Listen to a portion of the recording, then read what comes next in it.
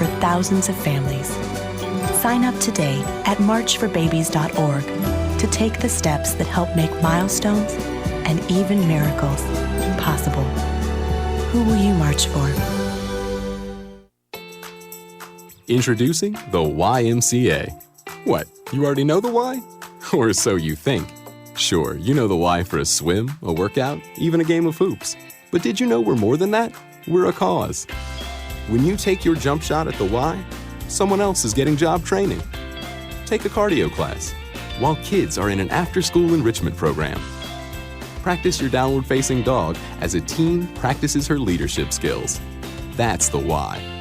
We work with people no matter their age, income, or background and give them the opportunity to learn, grow, and thrive, all with one simple goal in mind, to strengthen our community. And we've got so much more that does just that. So while you might think of the Y as that place for lifting weights, we're also about lifting entire communities. Introducing the Y. We're so much more than a place. We're a cause. Visit ymca.net/more. WWDB Philadelphia, 860 AM.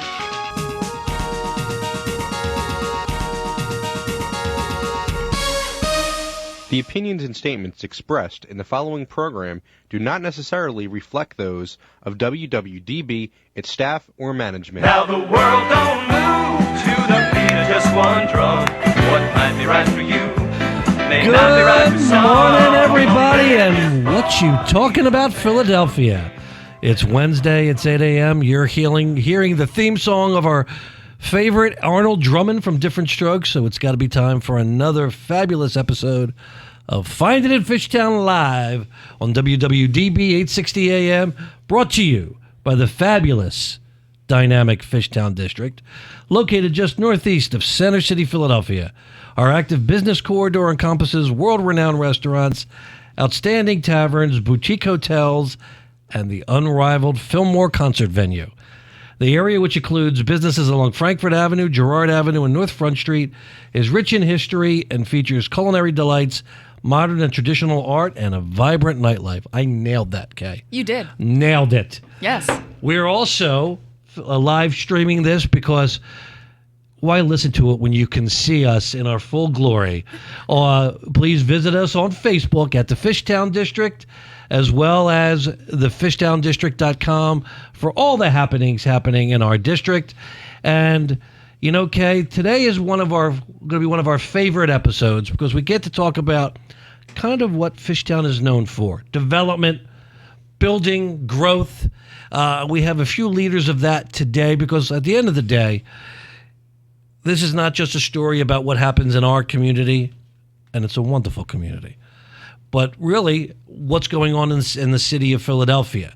By the way, for anybody that wants to call in to talk to me and my fabulous co-host, Kay Anderson, give us a call at 888-329-3306. That's 888-329-3306. And before we start our clever banter, Kay, what's shaking? So we got a lot going on in Fishtown this week. Not surprising. If you guys didn't know, this past Monday was Margarita Day. The weather was not that great for it, so I'm going to celebrate this weekend. But Sancho Pistolas has a spicy mango margarita. If you haven't tried it yet, you definitely need to get over there this weekend. Also, their brunch is back. Oh, there you go. Yes. It's nice to see things starting to come back to normal a little bit. Absolutely. And speaking of brunch, on Saturday and Sunday, Johnny Brenda's is also having their whiskey brunch, which includes small batch bourbon and rye whiskey. And for those that listened to our show last week where we had the local hotel, is it local or locale, Kay? I think it's local. I like locale, sounds classier. But local hotel, L-O-K-A-L, since you're hearing a lot of brunches that are combined with booze. Yes. Stay at one of our fabulous boutique hotels, the local.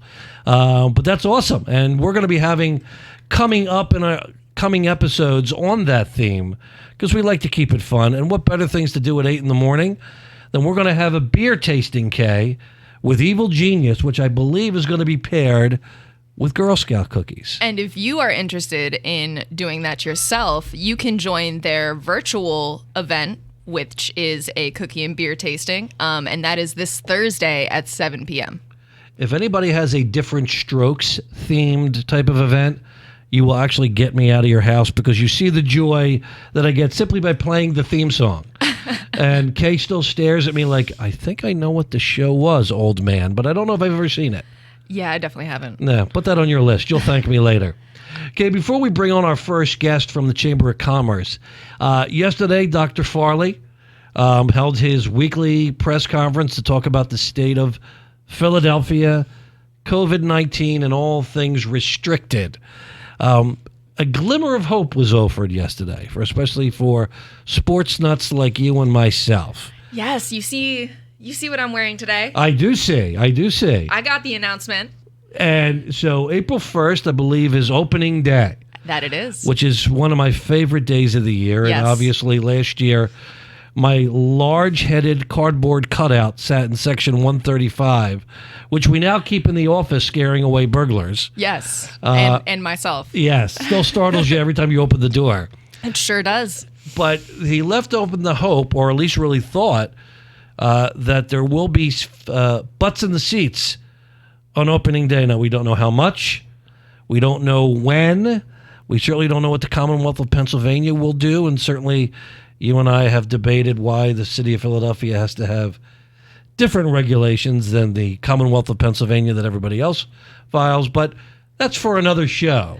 I just really hope that the Phillies find a way. If it is reduced capacity, they find a way to still keep the ticket prices affordable. I feel like one of the best things about baseball in America is the ticket prices are at accessible points where anybody who lives in that city could go and watch a game for that day. And to me, there's nothing better other than hanging in the Fishtown district, fishtowndistrict.com, that you sit at a ball game, a beautiful night or beautiful day. It's really the most social sport there is, and that ballpark is so conducive to it. And listen, it's outdoor, so it is safer. Make everybody wear a mask. But, you wonder what the capacity will be. I know the Sixers and Flyers sent over a proposal to have, I believe, 5,000 in the seats. New Jersey just started doing that, having people in the seats for sporting events. I think New York did. I think emotionally, mentally for people, how important that'll be. Just for me to be able to have the hope of going to a game is, I think, a necessary step forward because I know our businesses in the Fishtown district have been so creative to keep going. We need more encouraging things. I completely agree. I hope that with the introduction of sports also comes the rest of entertainment. I'm very excited to get back to going to concerts, seeing my favorite acts perform, going to large festivals again, planning large festivals again. I can't wait. You think about it. That's what you do. What's one of your side gigs is in the production. It's Phant, P-H-A-N-T Productions, for those looking out there. We give free shameless plugs here. So our guests will be able to do that over and over the next hour. But, right, I think we have one of the best entertainment venues in the city in the Fillmore, Punchline. Mm-hmm. We have the Rivers Casino. Mm-hmm. And ultimately, it'd be nice to be able to go see a show. I had tickets to see Primus doing Rush, which made no sense to me, which is why I had to see it. That got rescheduled. I think it's for August, and I'm going. If I have to be the only person there, I'm going. I just, we need to be able to get back to business. Absolutely. Speaking of business, by the way, smooth segue there. That was a great one. Thank you. One of our great partners in the Fishtown District is happy to be a member, is the Chamber of Commerce for Greater Philadelphia. They've been around, Kay, since 1801. That's older than you. And that's hard to say. I think I would have had my hair fall out and come back and fall out again. But our next guest has not been around that long. But the Chamber has been really instrumental, not just during COVID, which we'll talk about, but over the years trying to continue business growth, both for existing businesses and for bringing in new businesses, for making connections, but also making assurances that growth is inclusionary, that we're bringing in all types. And we're having really the guy that's been entrusted to that from the Chamber today. We have the lovely, talented Jake Dawson, Director of Development from the Chamber of Commerce. Good morning, Jake. Good morning, guys. How are you doing? Jake, are you on daddy duty this morning? I know that's why, we have you on the... I am. Not only am I on daddy duty, but we decided to go out and get a puppy. We did not survive COVID without getting a puppy and bring it into this house. So I am also watching a little puppy this morning. How are you holding up? Probably the puppy is more work. If you see me blink twice, that means send help. What type of dog? It's actually an old English sheepdog. We got it. Oh, awesome. We both had one growing up, and they're really good with kids, and we really liked. And they don't shed, even though they're so hairy. You would never know that, but just so you know, neither do I. So that's that makes one of us. Yes, that's a plus for anybody who wants to keep me as a pet. But Jake, for those that don't know, what's the mission of the Chamber of Commerce of Greater Philadelphia? Honestly, it's to drive development to every corner of the city and the region of the Greater Philadelphia. And it is to create jobs, create economic development, and be a place known for doing good business throughout the globe. How has COVID changed really the goals, mission, and impact and work that you do and the Chamber does? I think, like many organizations, you've seen a complete shift in mission and priorities. So in the past, when we were known for convening people. Some of our programs would bring 1,500 people, 2,000 people together to discuss certain topics or to announce certain initiatives. Obviously, at least in the near future, that's no longer relevant. So what we've had to do now is not so much bring people together, but we've had to create almost one voice. And we have had to do a lot of special kind of customization to individual and neighborhood needs in terms of what people need to survive and thrive through the pandemic. And that could be federal, state, local advocacy. It could have been helping them launch new business lines. It could have been connecting them to new or potential partners or creating new collaboration strategies. And it could have been connecting them to new customers. Or in some cases, some of our clients needed to sell to the federal or state local government. But in order to do that, they needed to pass through certain different security measures. And we had to kind of shepherd them or point them in the right direction to do that. So those are kind of some of the things that we've been really focusing on with our members. And certainly, and listen, we've dealt with it with our businesses. The Chamber has really pivoted well to focus on the need of its members in the city. Legislatively, certainly the Chamber gets involved in pushing or advocating for or against different city, state, or Commonwealth legislation. What's on the agenda now as we look into 2021 legislatively that you're looking for us as members to be aware of? Well, I think one of the things that we need to do as a region, as a city, is engage city government in a new way. And whatever we do, we need to work together to show forward progress.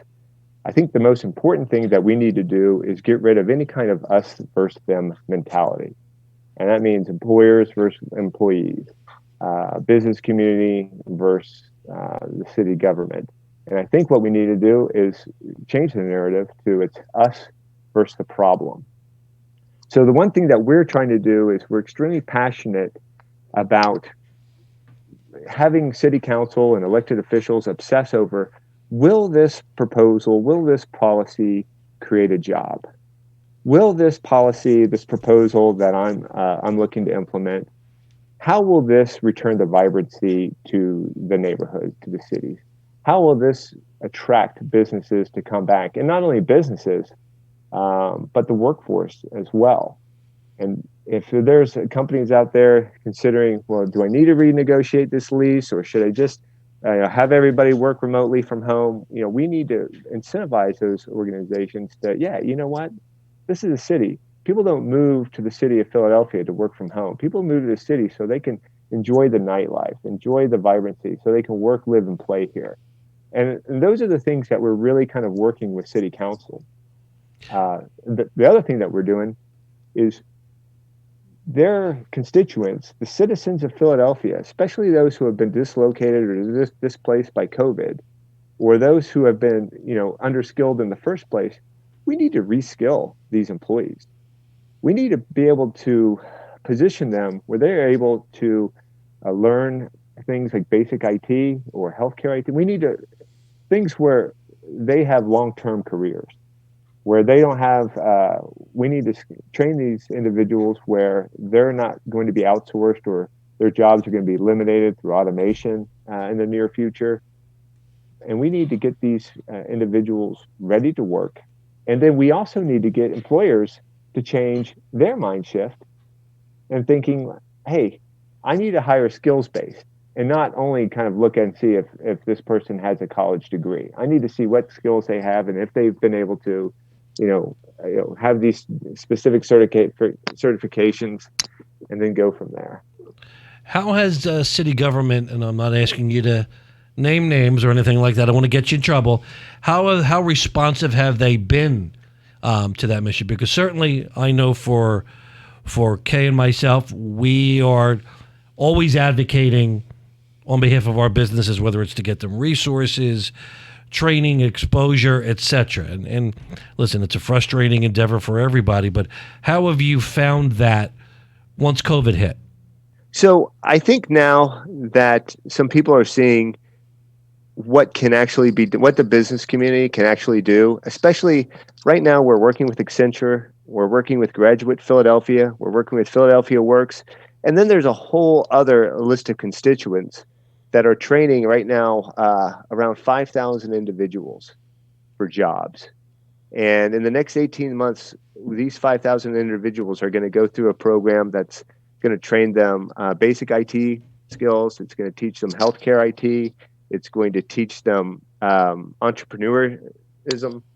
And then what we've done on the other side is we've got about, I think, close to 100 companies now that have committed to hiring these individuals that are going to be coming off these tracks.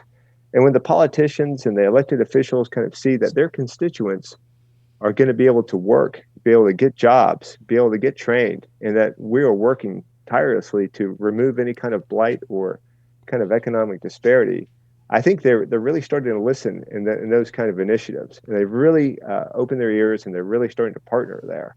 I think we have a lot of work to do on some of the other areas. But we need the business community, the local business owners to kind of carry this message too. I think that a lot of times elected officials are working on assumptions, and we need to really kind of inform them on what is actually going on in these neighborhood businesses.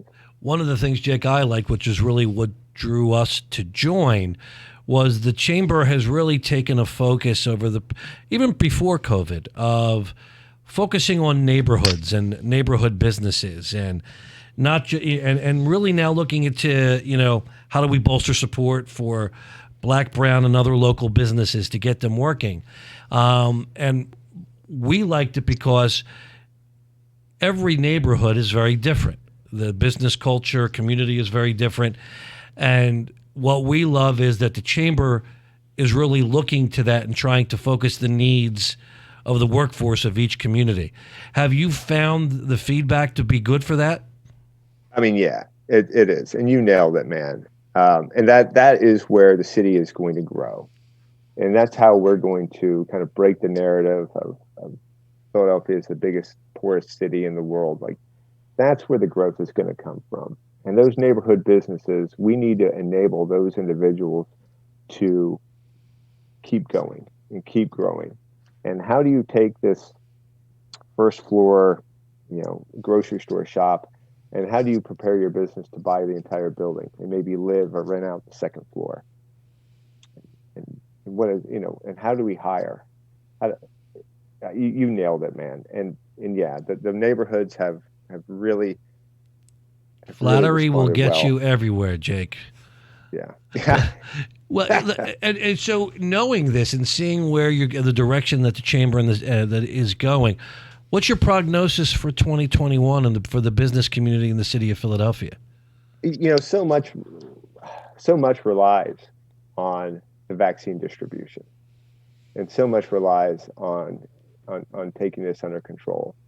But my prognosis for 2021, especially towards as we get to the late spring, summer months, is that you're going to see things start to reopen again.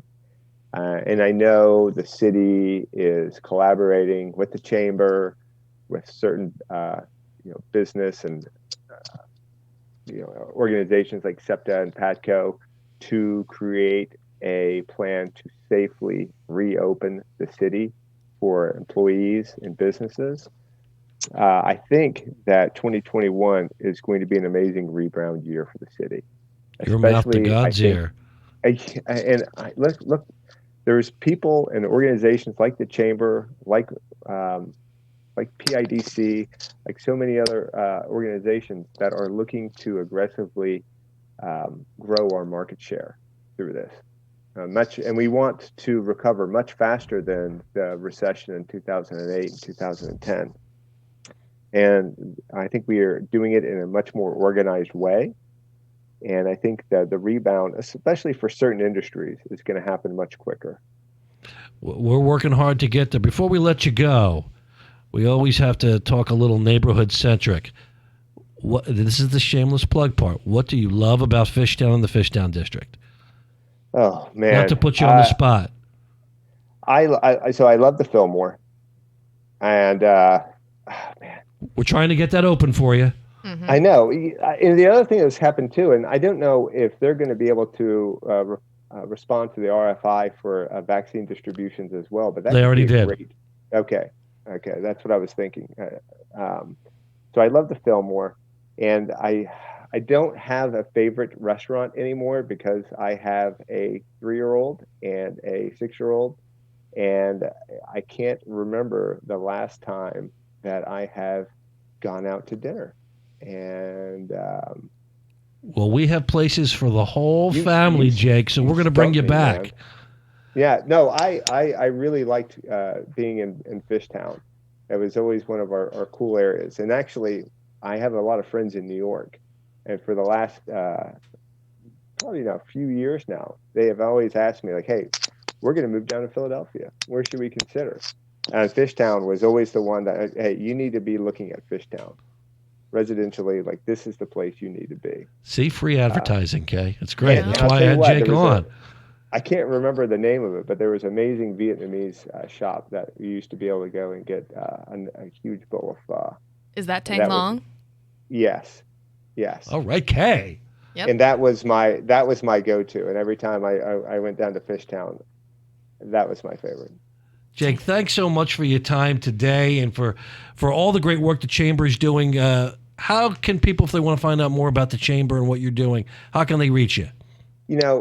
I think the best place to go is chamberphl.com. And from there, you can learn about our advocacy efforts. From there, you can kind of see what we're doing in terms of if you need to find any kind of resources to thrive or survive or prepare for life after COVID. I think that's the best place to go. And also, too, we're an open door. So if you kind of come in there and say, like, hey, I need X, Y, and Z. We might not be able to provide X, Y, and Z to you, but at least we'll help you kind of understand where to find it. Awesome. Jake, we're going to let you get back to daddy and dog sitting duty. Oh, man, I appreciate it. But thanks for your time today, and thanks for all your partnership with us and for all you do for the city of Philadelphia. Have a great day. You too. Thanks. Bye. And we're going to be right back. We're going to pay some bills with Find It at Fishtown Live.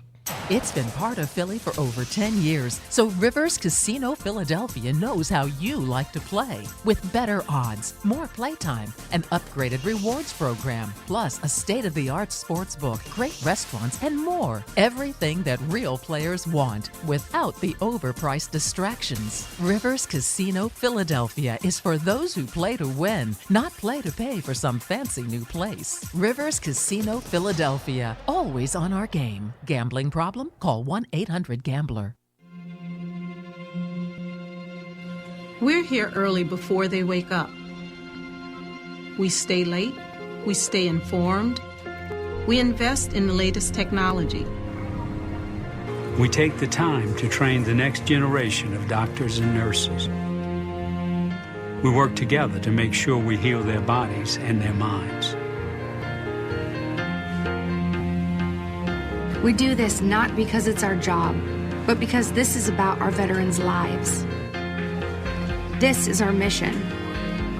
More than 300,000 of us working as one, together with families and loved ones. No matter where they live in this country, we'll be there. We all come together and stand together to serve our veterans. We stand strong, united. Stand with us in caring for our veterans. It's been called shell shock, war neurosis, and battle fatigue. Today, we call it post-traumatic stress disorder, and it affects 1 out of every 5 warriors returning from battle in Iraq and Afghanistan. The Wounded Warrior Project offers comfort and support for warriors with PTSD and all other scars of war, whether those scars are visible or hidden. Find out how to help, because for warriors, the greatest casualty is being forgotten. Please visit woundedwarriorproject.org. Welcome back, everybody. This still makes me smile. Thank you, Matt. You're the greatest. Our producer, just, you know what, everything, besides he's on cue every time, knows what makes me happy already. You know what? And that's all you really need to do in life to make me happy is play a I was going to say, you're not that hard to please. 70s sitcom theme song, and I have a whole list.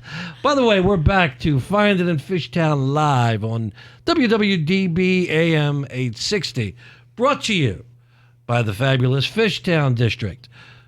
Want to know about the Fishtown District? Well, of course you do. I sure do. Located just northeast of Center City, Philadelphia, Kae, our active business corridor encompasses world-renowned restaurants, outstanding taverns, boutique hotels, and the unrivaled Fillmore concert venue. The area, which includes businesses along Frankfort Avenue, Girard Avenue, and North Front Street, is rich in history and features culinary delights, modern and traditional art, and a vibrant nightlife. And that is in no way hyperbole. By the way, I'm Mark Colazzo, and you're listening to, I'm with Kay Anderson, the Marie to my Donnie. Feel free to give us a call on the Find It in Fishtown Live hotline at 888-329-3306. That's 888-329-3306. And continuing on our theme of development, we have a dear friend and one of the prominent developers, and actually, I believe Kay got his start right in Fishtown and is now killing it all over the place. But what he does has such a neighborhood community concept. It is not simply coming in with cookie cutter businesses. This is finding a way to providing quality housing, commercial use that is affordable. And we're very lucky to have Ryanspak of the Spak Group. I'm going to give him Good morning. Some of that. There you go.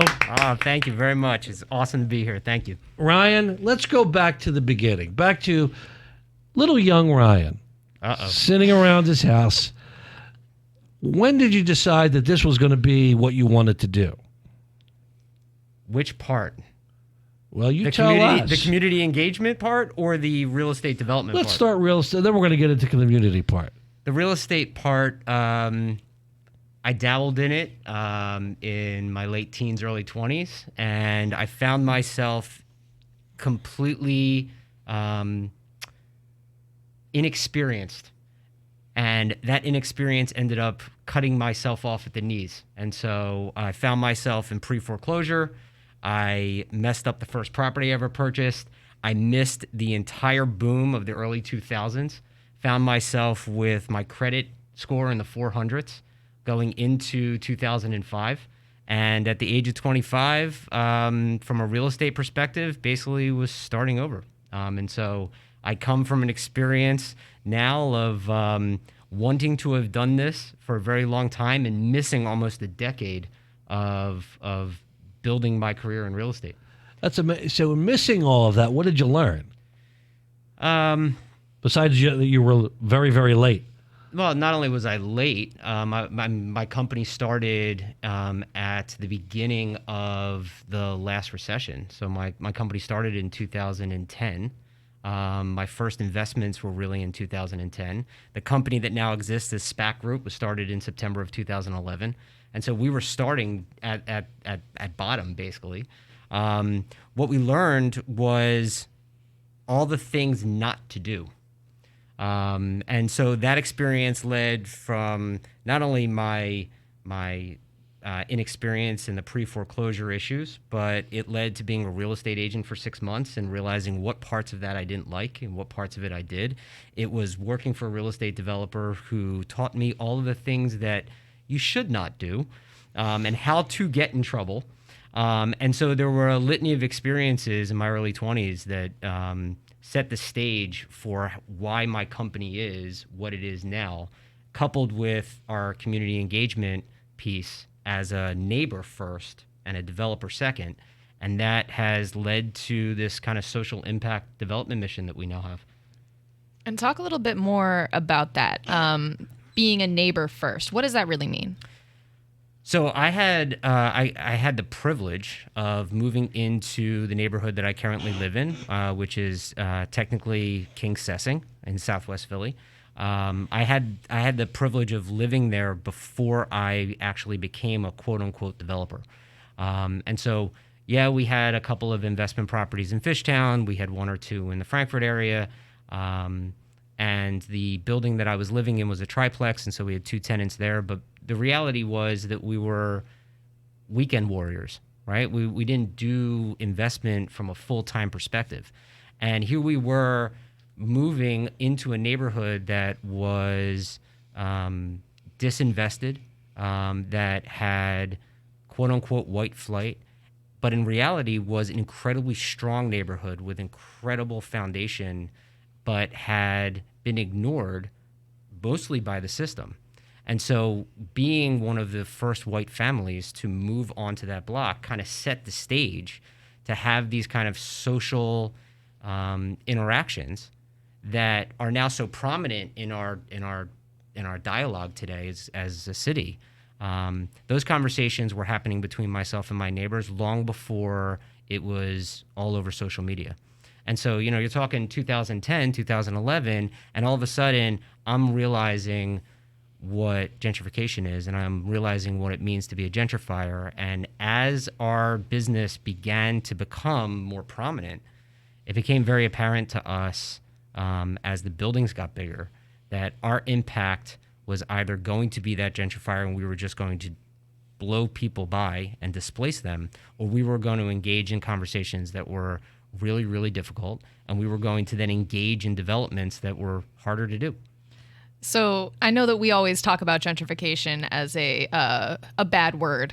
Yeah, absolutely. You know, a negative connotation behind that. So when you're identifying yourself as a gentrifier and thinking deeply about the impact that you have on these neighborhoods who, for the last 20 years have been historically Black and brown, what do you do as an individual approaching that space, and how do you reconcile that? That's an awesome question. So the first thing is to create a distinction between gentrification and a gentrifier, right? From our perspective and our experience. And the reason I say that is because everyone, Black, brown, white, purple, doesn't matter. They want good schools. They want clean parks. They want their streets to be in good shape. They want amenities on their commercial corridors. They want engaged civic leaders. They want engaged small businesses. Everyone wants that. The question ends up becoming who owns it, how much information do you have and connectivity do you have to all of those things. And gentrifiers are those who take advantage of that gentrification and disregard the community that's been there in the past. And so the way that we have engaged it, and the way that we have engaged community groups when we're going to do development, is to address that first in the room, because that is the thing that needs to be addressed.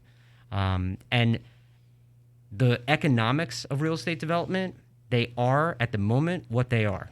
The system is built in a way that if you do not have access to capital, which is usually Black and brown communities, right, that you're not really going to get to play in that game.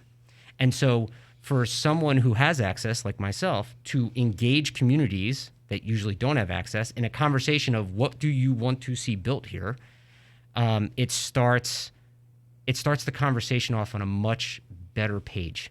And all of a sudden, you get developments like 50/50 Baltimore that are unlike other developments that communities would allow.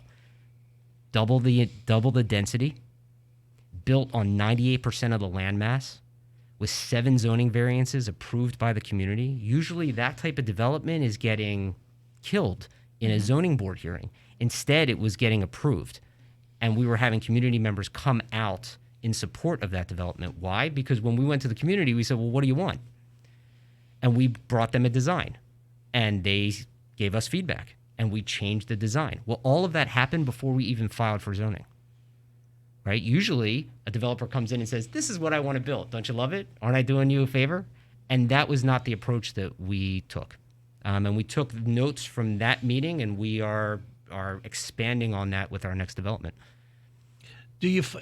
One of the things I always found was so very unique and, to be honest, commendable about that is, and listen, developers first and foremost, right? You want to put a good project together, but you want to have profit. Oh, yeah.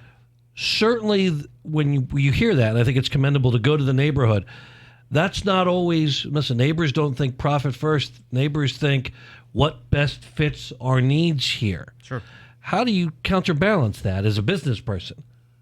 So when I'm talking to the community, I talk about, especially if I'm talking to the community where my office is located, right? We call ourselves a small business because that's what we are. We have 11 employees, right? We pay the same taxes a restaurant does, right? The only difference between us and the restaurant is we build apartment buildings and rent out apartments and residences to our residents instead of flipping cheeseburgers, right? It's a product, right? We are a small business, right? And that, I think, is the distinction between a good civic developer and someone who is not, right? Our goal is not to build a building and sell it and not worry about how it's going to be used or how it's going to engage the public. Our goal is to build the building and hold it and become part of the community in which we're developing. And so I think that ends up being the special sauce that has allowed us, as I like to jokingly say, to be the least hated developer, in our community, because development. That's how we promoted your appearance today. Nice. Right. I mean, it's what our goal is. Right, we know that development can be very, very scary. It's a very dirty game, especially for communities that feel like they're being displaced or don't have a say in what's happening. And we're trying to ease that as much as we possibly can. Can you talk a little bit about your tenant selection process, Sure. especially as a developer who actually holds on to properties and is actively taking a stance against displacement? How does that factor into who you put into your buildings? Sure. So 2 comments to that first before I even get into the selection process. The first is that we're always a first come, first serve. The second is that we are abiding by every law imaginable. And I'll get into a funny story about how some of our engagement now is coming back to bite us because the city sometimes doesn't understand its own laws. And, this is true. And so we, our reality is that we're actually more stringent than some other folks. You usually hear this whole concept of it's supposed to be 30% of your gross income is what your mortgage payment should be and your taxes and insurance, or it's what your rent should be. Is that realistic in Philadelphia? I don't know if it's realistic. I can tell you that we look at it as how could you possibly pay your rent with your gross income? Right? You pay your mortgage payment or your rent with your net income, right? And so we usually look at folks' financial well-being based on their net income, and we increase that percentage. So it's not 30%, it's 35 to 40%, and we want to make sure that you can afford the home that you're choosing to live in. Simultaneously, we do not charge for credit reports. Okay. Right? We don't have really an application fee. If there are 3 people living in an apartment or going to look to rent an apartment, we don't charge 3 separate application fees. We charge one flat $15 fee. The other thing is that at the application process itself is pretty simplistic. It's like 3 pages long, but you can give us your credit report. And I don't care what your score is. I want to see your history. And the reason for that is because we learned from experience that you could have great credit history in terms of your payment, but you could be overloaded with student debt, and so your score is shot, but your history is amazing. So we don't really care about your score. We care about your history. And in some cases, in most cases, you've got a bump in the road 4 years from now. Well, that's the thing that's hurting your score today. Mm-hmm. Well, we want to know. We want to know. Was it a car? Did you get divorced? What was the thing that caused this to happen? And in most scenarios, we overlook it. Wow. And so we're pretty simplistic. The other thing that we do is about half of our portfolio is actually some kind of subsidized partnership that we have with either PHMC, with PHA, with Valley Youth House. We have a lot of programming that we associate with. So in most cases, we're building new buildings, and then we are partnering with agencies that usually find their apartments, available apartments, lacking. But the most important piece to that is our prices. Right. And That's the most important piece. And with that, we have some sponsors we have to take care of, thinking of prices. Ryan, can you hang tight for 2 and 2, as Chuck Woolery used to say? Absolutely. We'll be right back with Find It in Fishtown Live. It's been part of Philly for over 10 years, so Rivers Casino Philadelphia knows how you like to play. With better odds, more playtime, an upgraded rewards program, plus a state-of-the-art sports book, great restaurants, and more. Everything that real players want, without the overpriced distractions. Rivers Casino Philadelphia is for those who play to win, not play to pay for some fancy new place. Rivers Casino Philadelphia, always on our game. Gambling problem? Call 1-800-GAMBLER. Hey America, we need to have a little talk. I don't know if you've noticed, but we got a lot of food in this country. A lot of peaches, a lot of corn, a lot of apples, a lot of everything. We've got so much food that we can't even eat it all. So if we got all this extra food, how are 17 million kids in America struggling with hunger? I just don't get it. That's why the Feeding America nationwide network of food banks gathers surplus food and gets it to the hungry kids who need it. They can get you food even if you live in Idaho or Alaska or somewhere crazy like that. This isn't complicated. We got extra food and we've got hungry kids. Feeding America's done the math. Now it's your turn. Support Feeding America and your local food bank at feedingamerica.org.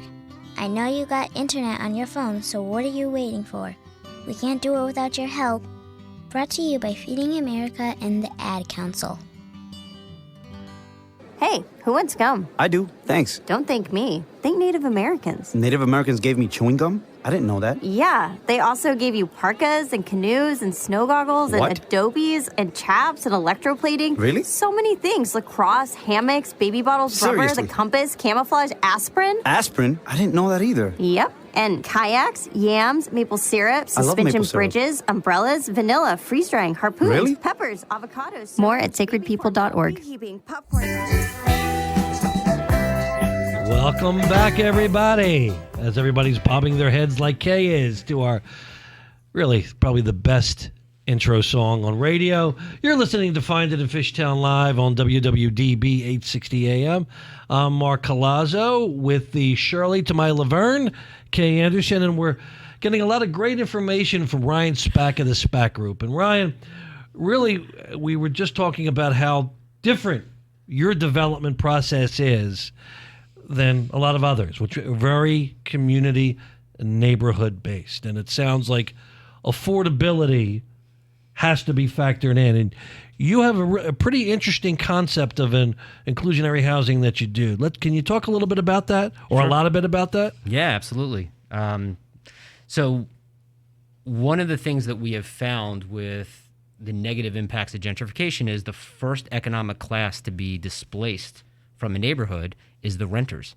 And the reason for that is they don't own anything, right? And usually the economics of a building always tilt towards go for higher and more and what's the most profitable, because from there it's easier to get investors, it's easier to get bank financing, and so on and so forth. Well, one of the things that we, looking back about 6 years ago, there was an article in one of our local newspapers in West Philly that gave a lot of praise to a nonprofit that had built an affordable housing development, and it was 20 apartments. And it took them almost 6.5 years and $7.3 million. And for some reason, and I cannot tell you why, maybe it was my moral compass, maybe it was, economics just in general, that really pissed me off. How is that a success story? Exactly, right? And the reason it's a success story is because that is how our system right now defines and requires and is set up for affordable housing to be developed. And to me, when you spend $7 million to build 20 units, you failed. Yes. Right? You failed. You flat out failed. And part of that is because of prevailing wage costs. Part of that is because of the consultants that are needed in order to just apply for the grants. Some of that is just the time and holding costs to just put everything together. And usually CDCs and nonprofits aren't developers. And so they don't have the in-house staff to manage this. And so there's got to be this middle management layer, which always increases costs. And at the end of the day, that just pissed me off, something fierce. And I started to look at our developments that were forthcoming to realize how could we make our units and our buildings more equitable, right? And the reason we don't necessarily use affordable for us is because what's affordable for UK and what's affordable for me is very, very different, right? And Mark can afford more than both of us, right? And so at the end of the day... If you guys didn't know, Mark's loaded. Exactly. Yeah. And so at the end of the day, what we see is that it needs to be more equitable, right? Meaning that a building that's coming up in the neighborhood, especially one that's larger, right, should have multiple economic levels of opportunity for someone to live in. And so we looked at this inclusionary housing option as, hey, why can't we do that? Why can't we take a property, if purchased properly, why can't we double its size or triple its size and then self-subsidize some of the units? And basically I want to say it's general math, but the reality of the situation is investors want a certain return. The banks have certain requirements. We need a certain profitability to keep the lights on and to take the risk of doing the development. So what's the mix? And that is something that we began to figure out and then went with that concept to the communities. Was that tough to sell your financiers on? Because I know when you're looking at a pro forma, everything is broken down unit by unit. So if you're taking a loss on a particular unit, it's tough to justify that. Oh, yeah. How did you overcome that? The buildings are successful enough that it is overlooked.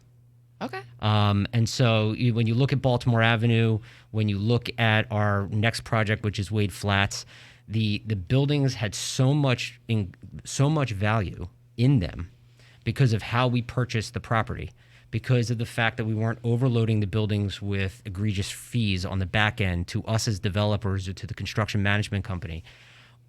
The building had enough intrinsic value that it was overlooked. But when you're looking at a situation where you have a one-bedroom apartment and you're renting it for $900 and the market rate is $1,150, right? That absolutely hits the bottom line and impacts your appraisal, which impacts the amount of money that you can borrow and simultaneously impacts the investor's return. And so it's this really fine mix that we have come to find. And usually that mix comes into impact. Well, you look at a development, right? And you look at the capital stack of what it costs to build a building, all of the layers of the sandwich, so to speak. You can't really change what it costs to build in Philadelphia. Right. Right? You can't change the soft costs. And if anything, those soft costs, architectural... They've gone up now, haven't they now? They've increased significantly. And with the city the way that it is, it's only going to increase those fees and costs. And so the only things that you can really play with are what you purchase the land at and the fees on the back end that actually keep the lights on for your company. Would you say also that the fact that you hold these properties and really invest into the community helps out that financial picture as well? For us, yes, right? We look at, what's a 10-year plan for a building, right? We have investors in our Wade Flats project who have the ability to jump ship after year 4. Okay. Right? They see this as year 4's value of this building and year 11 when the tax abatement rolls off, well, the same value. So we might want to get out in year 4 instead of waiting until year 11. Well, that to me was the biggest negotiating piece because my attitude was, I want to buy you out. Mm-hmm. We have every intention of staying here and ensuring that this building has multiple economic levels. We see the value long term, and we understand that you see the value in the short term, and that's great and fantastic, and you're helping us get there. We need an opportunity to exclusively buy you out. And that was going to be my next question. Are you replacing that financing with more outside financing or? Most likely. Okay. And we think that at that point, the building is built, it's stabilized, it'll be actually easier for us to get financing, other equity partners to help buy them out.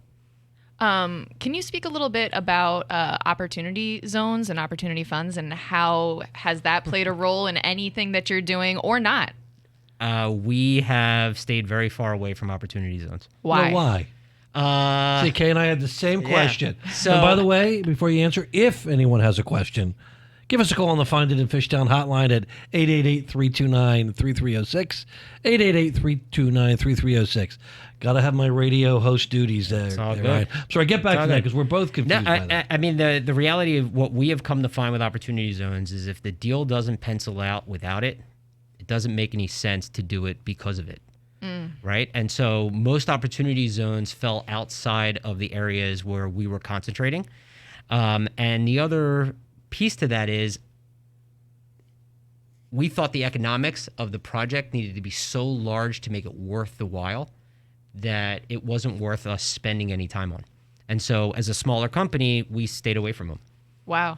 Yeah. So so this, and the concept in so many different ways seems so perfect for Philadelphia, especially with what's happening now. And I know development costs have only gone up because of COVID.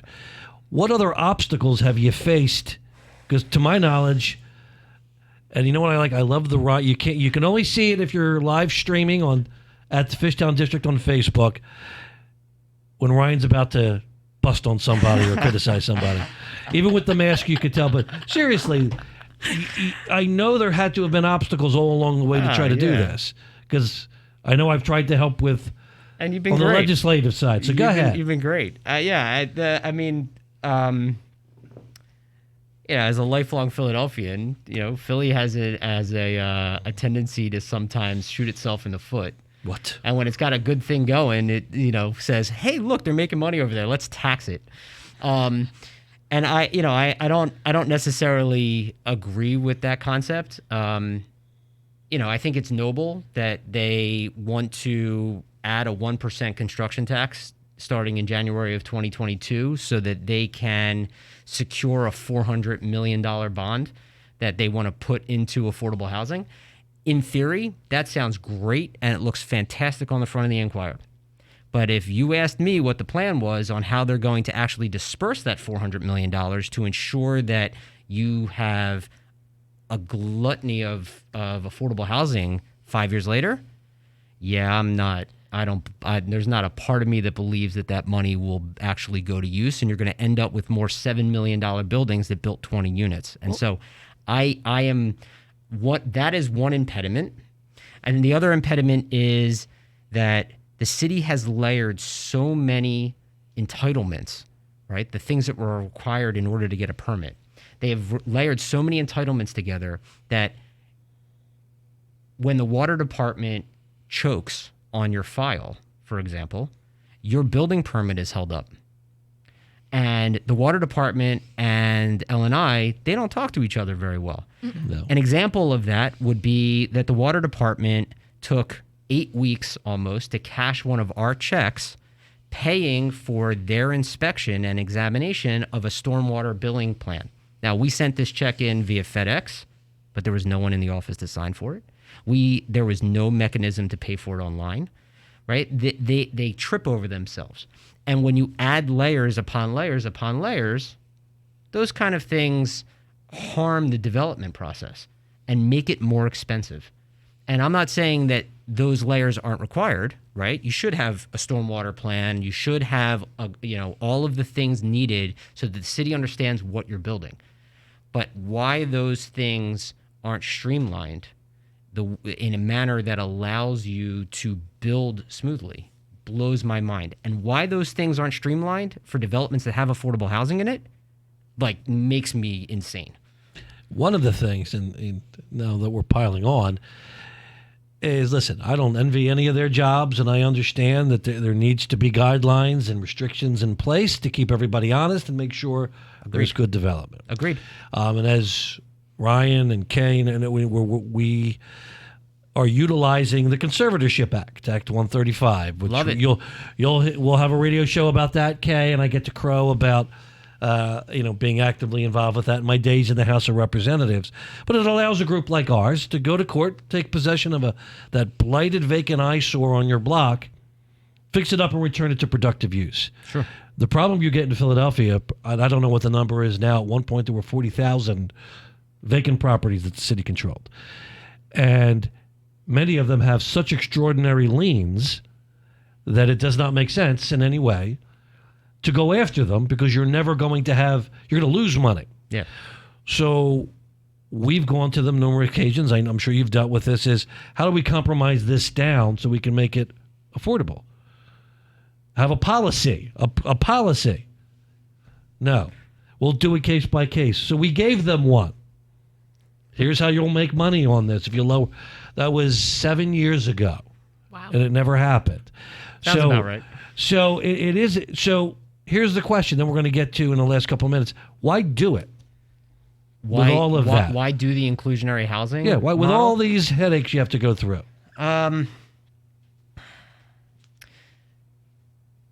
I want to be able to sleep at night.